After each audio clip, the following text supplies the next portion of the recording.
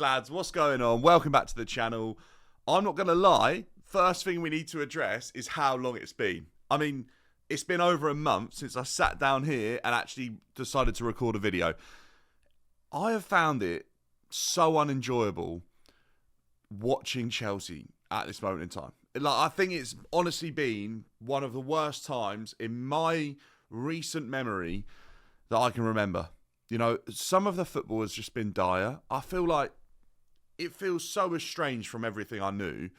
And every time I sort of sat down to talk about it, I've got like 10 matches sat there where I've recorded speaking about the game, and I've just sat there and gone, it's just so negative, and I'm saying the same thing every time. So I actually just didn't really feel like that was the right thing to keep putting out, and I just kind of hit a content block. I was like, I don't know what to say for you guys, and I'm sorry about that because I know some of you want to tune in and hear what I've got to say, but that's where I've been. I'm back, and I found a little bit of enjoyment in football again, and it wasn't with Chelsea. I mean, over the last few weeks, I have found so much enjoyment in watching the Champions League, and it makes me hurt a little bit because I'm like, that's where I know Chelsea should be. But those European nights, there's something so special about them. And I think last night might have been like the cherry on top of the cake. I mean, that game was absolutely phenomenal between Milan and Barcelona. Like, everything you want in a game, it almost had it. It had jeopardy, comebacks, away goals, both teams attacking each other, and it also had goal of the season contenders from 30 seconds in, and then it had a 17-year-old wonder kid absolutely lighting up the stage. Like a fantastic performance, one so far above what I can remember like many 17-year-olds being capable of doing. And I've watched a lot of football.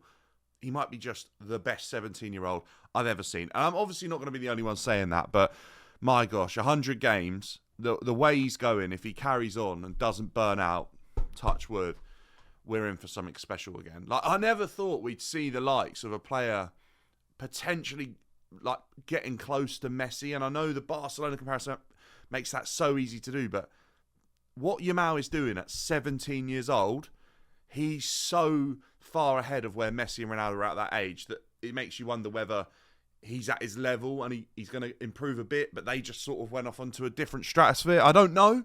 I don't want to say like this is the best thing we've seen since Messi, but it might be. Like, he is unreal. By the way, alongside him, there are some fantastic players in that Barca team. Raphinia, realistically for me, should be in the conversation of a Balon d'Or. And I also think Pedri 100% has to be in that conversation. He's starting to get his flowers and he's starting to get a bit of hype now, but Pedri is the most enjoyable midfielder I've watched in so long. This is a guy who I've been saying this. I might pattern this. It's not, but it is.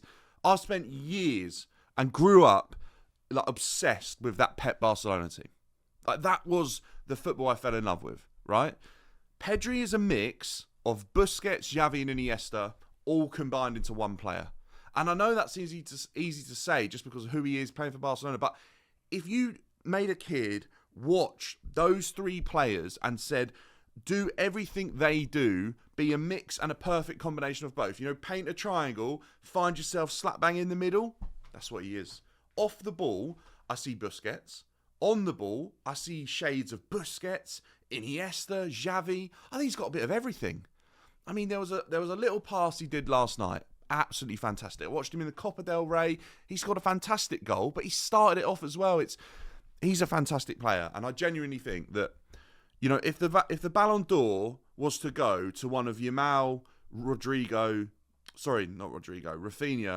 or Pedri, I would have no issue with that whatsoever, because I genuinely think all three of them would be pretty deserving. But that game was so enjoyable. But that Yamal goal, it kind of reminded me of like Messi versus Bilbao. I mean, Yamal received the ball back to goal, had 5-6 players to beat. He beat them all. And then time and time again, he had more chances out of nothing. Hit the crossbar, forced Summer into a save that hit the bar. Like, how can you not wax lyrical about this guy at 17? It's kind of mad. Like, I need to update my Barcelona shirt. I just went online to look, by the way, and I looked early in the season, those shirts were gone. Like, those shirts are gone. When I went to the Euros, couldn't get a Spain one with Yamal on it. Like, he's a hot commodity, and I've been hunting for a shirt, so we're going to have to fly over to Barcelona and get one printed. That's what I've heard you've got to do at the moment. But honestly, he is a joy to watch, and I just actually find Barcelona so exciting to watch right now. And they've got issues, and we can talk about how good they were, and they still conceded 3 goals. 3-3 draw. Inter Milan, I mean, there's something about Inter. Inzaghi, they're not going to die. They're not going to go down without a fight. There's a potential Champions League winner in there. I've seen Chelsea sides in the past be a bit like that, where they're not the favourites. They're not playing unbelievably well, but they've put good bits of play together, and they have moments. And I think I can see a little bit of that in Inter Milan. And having that second leg at home, that is going to be crucial for Inter. Like, that could be, like Henri said on CBS, how on earth can you score 3 goals away at Barcelona and not have an advantage? Because that's tough to do. And I think Inter did take advantage of Barcelona's system and Hansi Flick playing that, that risky sort of football and that high line defensively. But also, they scored some goals out of nothing and did well from set pieces. And I think that was something where you have to say to Inter Milan, like, well done, and congratulate them, because they took the game to Barcelona early doors, and I don't think they were expecting the comeback and what happened.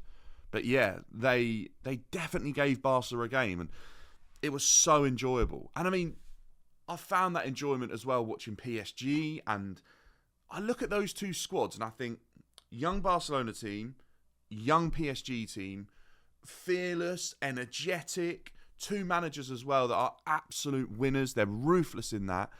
They've just got the right idea around how football should be played right now, in my opinion, where it's gone so stagnant and so slow and so systematic that although these guys are still systematic, they allow the players' individual brilliance to come out. And I think that's what we've been missing. Or that's what I've been looking for. And I've started to find it in players like, Dembele this season, Desiree Doué. I was raving about him in the summer. Everyone I was speaking to about Chelsea, I was saying, look, this is a player that I'm serious about. I think he has potential to be really something special. And then obviously he's got a big move, and look at him, he's doing fantastic. I look at players in that PSG team as well, when I look around the midfield, and I think they've got such a smooth midfield, one of the best midfields I've seen. I think that's something that's key here, is that I think Barcelona and PSG have fantastic midfields that probably aren't quite getting the hype of midfields in years gone by, because they haven't quite done enough, but they're very good midfields. They're more fluid, they're more dynamic, they've got a little bit more bravery about them than some of the midfielders we've seen in recent years, where they're systematic and stagnant and robotic. They've got players like Vitinha, they've got players like Neves as well, who defensively is just a rogue and does things in a different manner. He's a little bit more hard than some of the midfielders we've seen come through who are technical in recent years. I just think they've got a real good mix, both sides. And that PSG team that obviously beat Arsenal and had a fantastic couple of games against other English sides like Villa and Liverpool, they're just so enjoyable to watch that it's so refreshing. And I watched Arsenal in that game against PSG, and I just felt that's the Premier League at the moment. Arsenal felt a little bit systematic to me in that one. Arteta was late to change things up, late to make adjustments. Obviously Yamal scored a few goals, but DiMarco's been fantastic for Inter Milan. And then yesterday, halfway through the game, when he's realising that DiMarco cannot keep up with Yamal, this is Inzaghi, by the way, he's like, I've got to make a change. He brings on his Brazilian fullback, and he actually made it a little bit tougher for Yamal. And I felt like that's pragmatic, it's making a change. Maybe it is a little bit light for light, but he knew what one player had over the other, and he wasn't afraid to do it. And I just felt like watching Arteta, he made adjustments late on, or it took him a little bit of a while, but he was so almost afraid to go away from his system. And I've actually praised Arteta at times for being pragmatic and trying to get results, but I just felt like in that one, it kind of showed where some of the other teams in Europe are away from the Prem. And I feel like we're seeing way too many managers in the Prem sort of be afraid to make changes and try and do something for the better of the game and the result. And that's kind of what I've struggled with recently. I've still watched a lot of football, but it's been tough. You know, the Prem is... I'm gonna say something right now. I genuinely don't think the Premier League's the best league in the world by quite some way at this moment in time. I think a lot of the good players, if you do like a top 10 list, and I know this is pretty common, but I think this is like the furthest off it the Prem's been in a while. Like for world beaters and top class pros, I think the Prem is off it. I think it is. I don't think it's got Salah, who's obviously right up there for Balon d'Or.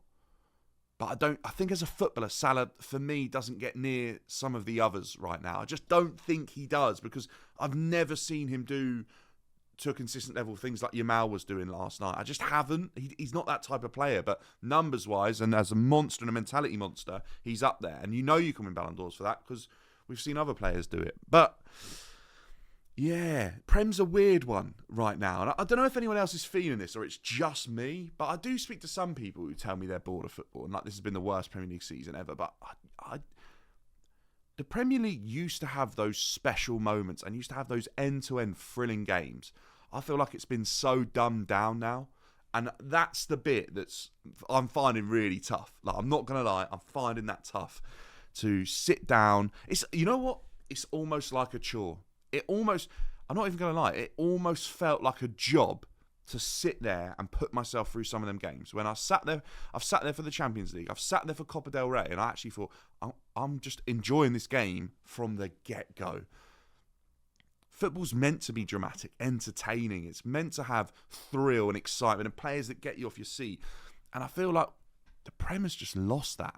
The Prem has just become this systematic, robotic... like incredibly fatiguing watch, and that's something that I think needs to shift. Otherwise, the Prem is going to face and mixed in with like PSR and all the financial talk. I mean, maybe because I don't support teams in other countries, I don't get involved in it as much. But like, it's quite refreshing to not get involved in that. So, look, let me know your thoughts. I am loving like European football. We've obviously got a massive game tonight as a Chelsea fan against your Garden in a semi-final of a European competition. It's a big game for us this season. It's probably our biggest so far. Fingers crossed we get something done in it, and the second leg's a little bit easier because we've got difficult games in the Prem. But look, let me know your thoughts. But maybe this is the direction of the channel right now. Maybe we'll just chat about the football I'm enjoying. And we'll chat about, you know, unbelievable players and maybe some like throwbacks to just unbelievable teams. Maybe we'll do that. And let me know what you think about it. But look, I'm back. I'm here. I'm on all the other socials. I miss chatting to you guys. I'll see you all in the next one.